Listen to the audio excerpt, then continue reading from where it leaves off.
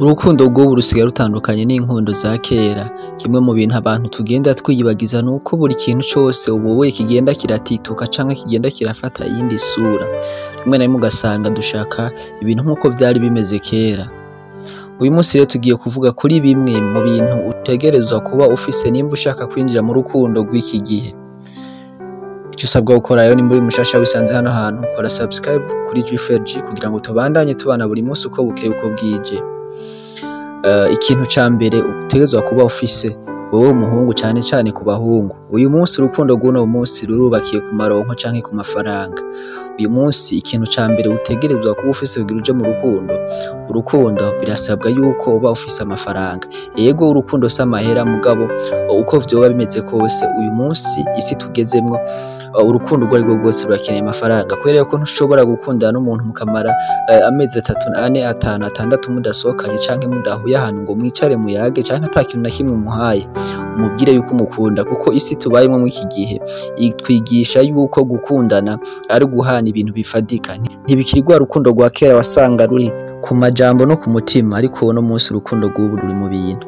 Niyo mpamvu rero uyu munsi usanga abantu b'abakene canke abantu batafise amafaranga bavuga ngo nta rukundo ruhari, ariko urukundo rw'uno munsi ni ikintu ca mbere gishingiye ko umushinge wago n'amafaranga, kuko uzokwitegereze neza n'umukobwa canke n'umuhungu yagiye gukundana n'umuntu amanza kumubaza ati mbega ukora iki, ukora he, ukomoka he, famille yanyu imeze gute, kugira ngo yumve neza yuko ashobora kuba akundanye n'umuntu yifise canke afise.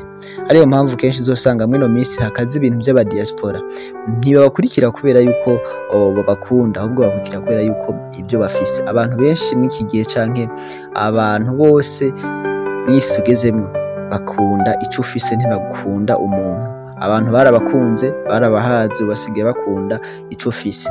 Niyo mpamvu ubu uyu muntu mukunda yakubwira ati ufise iki, urinde, akubaza ngo urinde kugira ngo amenye ico ufise. Ico ni ikintu ca mbere mwino misi abantu basigaye bahagarara ko mu rukundo. Ikindi kintu ca kabiri urukundo rw'ubu rusigaye ruhagazeko, urukundo rw'ubu ruhagazeko kuco ufise, ico bita stati yawe. Swate uri umustar, urashobora kuba udafise amafaranga ariko ukaba warubatse izina. Akenshi abantu bose baza barondera iryo zina ryawe, bakaza barondera ubwo bustare bwawe, ugasanga abantu barakuyoboka, abantu baragukunda. Ibi ni bimwe abasore benshi b'iki gihe usanga birengagiza yuko nimba ushaka kuronka abakobwa bakwiruka inyuma canke abakobwa bari hafi yawe, urakeneye gukora ibi bintu bitatu canke bibiri. Ikintu ca mbere ukiye gukora, icambere ni kimwe twavuga, urakeneye kurondera amafaranga. Ica kabiri urakeneye kubaka izina, nimba ata amafaranga ufise basi uvuga ati jewe nshobora kuba narubatse izina. N'ahandi hoho ni wishinga amajambo, ukishinga kuvuga ngo uriko uratera imitoma. Akenshi abakobwa bo basigaye bavuga ngo none ngo iyo mitoma turayirya canke iyo mitoma turayambara. Nico gituma rero ndakubwira nti iki gihe ibintu vyarahindutse, bitegereze neza urabe mu bantu bagukikije canke mu ari abantu bose usanga bemerwa n'abakobwa, akenshi uzosanga afise ivyo bintu bibiri. Ikintu ca gatatu urukundo rw'ubu ruhagaze ko aho ukomoka canke aho ubaye. Uyu munsi ushobora gusanga ufise umukobwa mukundana kubera yuko uba i Bujumbura canke kubera yuko mubana muri quartier, ariko ugasanga amajoro arabwira abantu ngo ndakeneye mu diaspora, ngo ndakeneye ngo umuntu aba mu bihugu vy'abera canke vy'amahanga, mu bihugu vya Burayi. Ugasanga wewe wasigaye agufata nk'ibisanzwe kubera yuko musanzwe mubanye hafi canke musanzwe mubaye mu gace kamwe. Iki ni kimwe mu bintu biriko biratuma urukundo rwitituka, kubera yuko urukundo rwishi rufatiye ko aho umuntu abaye canke akomoka canke aho asanzwe akora imirimo ya misi yose. Rero nimba nawe umusore wipfuza yuko uba mw'ibi bihe canke ukaba mu munyenga, gerageza urondere iki kintu canke uvuga ati jewe yamara ndamaze kwiyakira, sino uzosanga uriko urababara. Kwa kundi usanga basigaye baririmba ngo jewe umuntu atwawe ngo diaspora yantwaye umusheri canke ngo uyu yantwaye umusheri. Ni kubera yuko urukundo rw'ubu ariko rumeze, kandi si y'ubu nta kindi iriko irahimiriza abantu atari ukubatwara mu bwo buryo, kubera yuko isi iriko iradutwara ku yindi pression, ku buryo hazogera igihe usanga ata n'urukundo rugihari.